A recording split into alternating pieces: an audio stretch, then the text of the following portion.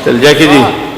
अधिष्ठाता महोदय, बहुत बहुत धन्यवाद। आज देश के यशस्वी प्रधानमंत्री आदरणीय मोदी जी का विजन 2047 में विकसित देश बनाने के जिस संकल्प को लेकर के उन्होंने बीड़ा उठाया, उसके लिए हमारे उत्तर प्रदेश के यशस्वी मुख्यमंत्री जी ने उस संकल्प को लिया और विकसित उत्तर प्रदेश बनाने की योजना को लेकर के आज विधानसभा को 24 घंटे चला करके एक कीर्तिमान स्थापित करने का काम किया। इसके लिए मैं उत्तर प्रदेश के मुख्यमंत्री जी को बहुत बहुत बधाई देता हूं। हमारे विपक्ष के साथी जब एक उत्तर प्रदेश की सकारात्मक चर्चा और उत्तर प्रदेश कैसे 2047 में विकसित उत्तर प्रदेश बने, आत्मनिर्भर उत्तर प्रदेश बने, और उसके विषय पर जब चर्चा हो रही है, उसमें वो केवल सरकार की नाकामियां और सरकार के बारे में ये कहना कि ये गलत है, अभी पिछले हिसाब किताब देना चाहिए, विकसित उत्तर प्रदेश नहीं बन सकता है, मैं उन्हें याद दिलाना चाहता हूं। सभी दलों की सरकार, चाहे कांग्रेस हो, उत्तर प्रदेश में लंबे समय तक उत्तर प्रदेश में राज किया है। चाहे समाजवादी पार्टी हो, जो 4 बार उत्तर प्रदेश में मुख्यमंत्री के रूप में काम करने का काम उत्तर प्रदेश में किया है। चाहे बहुजन समाज पार्टी हो, उसने भी 4 बार उत्तर प्रदेश में मुख्यमंत्री के रूप में काम करने का काम किया है।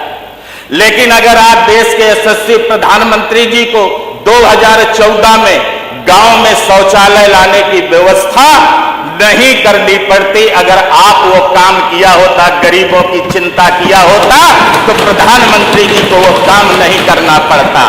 आज गरीब के घर, गरीब की छत, गरीब के सर पर छत अगर आपने दिया होता तो प्रधानमंत्री जी को गांव में गरीबों को आवास देने की व्यवस्था नहीं करनी पड़ती।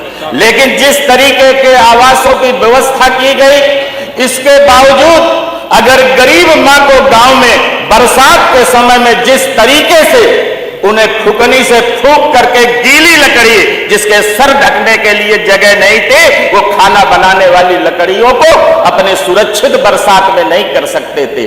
लेकिन इसके बावजूद भी कोई भी दुनिया की मां ऐसी नहीं है कि अपने बेटे को भूखा सुला दे। इसके कारण चाहे लकड़ी गीली हो, चाहे जैसी परिस्थितियां हो, चाहे उसके सर, चाहे घर में पानी टपक रहा हो, लेकिन अगर बेटा भूखा सो सकता है तो मां तड़पती है। ऐसी भी दशा में वो फुकनी से फूंक करके जिस तरीके से खाना बनाती थी, लोग कहते हैं, डॉक्टर कहते हैं कि 1 सिगरेट पीने से इतनी जिंदगी कम होती है। उस मां को याद करो, गरीब मां को, जिसको दिन में 3 बार खाना बनाने में कितना धुआं उसके फेफड़ों में जाता होगा, प्रतिदिन उसकी कितनी जिंदगी कम होती। जब एक देश के यशस्वी प्रधानमंत्री जी बने, तब उन्होंने घर घर चूल्हा देने का काम किया।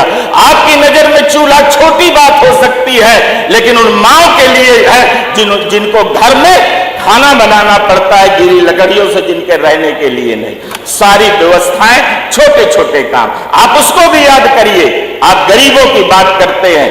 आज गरीब, जब कोई आदमी घर में, गरीब घर का बेटा अगर बीमार होता था और जब वो अस्पताल में जाता था और किसी नर्सिंग होम में जब वो दाखिला लेता था, तो जब नर्सिंग होम का डॉक्टर वो बिल बनाता था और उसमें 2.5-3 लाख रुपए का खर्चा अगर उस बेटे से कहता था कि 3 लाख रुपए लगेगा आपके पिता को अगर नर्सिंग होम में एडमिट करोगे, और वो बेटा लाचार होकर के जब अपने नातेदार रिश्तेदारों से ये प्रयास करता था, अगर पैसे का प्रबंध नहीं होता था तो नीली पीली गोली लेकर के तसल्ली के लिए कि जाओ अपने घर में सेवा करना।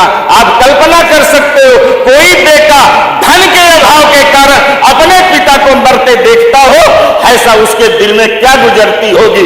ये दर्द अगर किसी ने जाना है तो देश के यशस्वी प्रधानमंत्री और उत्तर प्रदेश के योगी आदित्यनाथ जी मुख्यमंत्री जी ने जाना है, और उस दर्द को जाना है। और 5 लाख आयुष्मान के माध्यम से देने का काम किया है। मैं तमाम सारी योजनाएं हैं, समय की बाध्यता है, लेकिन मैं इतना जरूर कह सकता हूं कि आज जो चीज हाउस के अंदर, आज सदन के अंदर जो बातें हो रही हैं, उन बातों पर विचार करना चाहिए। हमें दलगत राजनीति से ऊपर उठ के आज एक योगी आदित्यनाथ जी हैं जो संत है, जो किसी पीठ के पीठेश्वर है, वो उत्तर प्रदेश को ऐसा प्रदेश बनाना चाहते हैं कि गरीब के चेहरे पे मुस्कान आवे, गरीब के घर खुशहाली आवे, कोई मां कोई बेटा अपने घर और परिवार को कोई दुखी ना देख सके, ऐसा उत्तर प्रदेश बनाना चाहते हैं। आप भरोसा रखो मेरे विपक्ष के साथियों, भरोसा रखो, विश्वास रखो, ये विजन 2047 का है। लेकिन अगर योगी आदित्यनाथ जी उत्तर प्रदेश के मुख्यमंत्री हैं, आने वाले समय में भी रहेंगे, ये लक्ष्य 47 नहीं, 27 नहीं, आने वाली तीसरे कार्यकाल में 2047 पूरा होगा, आपकी नजरों के सामने होगा, यही सदन होगा, ज्यादा दिन का वक्त नहीं लगेगा। इसके साथ साथ मैं कुछ अपने फतेहपुर जनपद के बारे में 1 मिनट में कुछ कहना चाहता हूं। अधिष्ठाता महोदय, हमारा फतेहपुर है, आकांक्षी जनपद है। आकांक्षी जनपद होने के नाते और गंगा और जमुना दोनों, अपनी बात 1 मिनट में कर लीजिए, फिर हम आप इसके ऊपर मत जाइए, हो नहीं पाएगा। तो इसलिए अब आपसे मैं 1 मिनट का दे रहा हूं आपको, करें 1 मिनट में कह देंगे। 1 मिनट में जो कहना है कह लीजिए।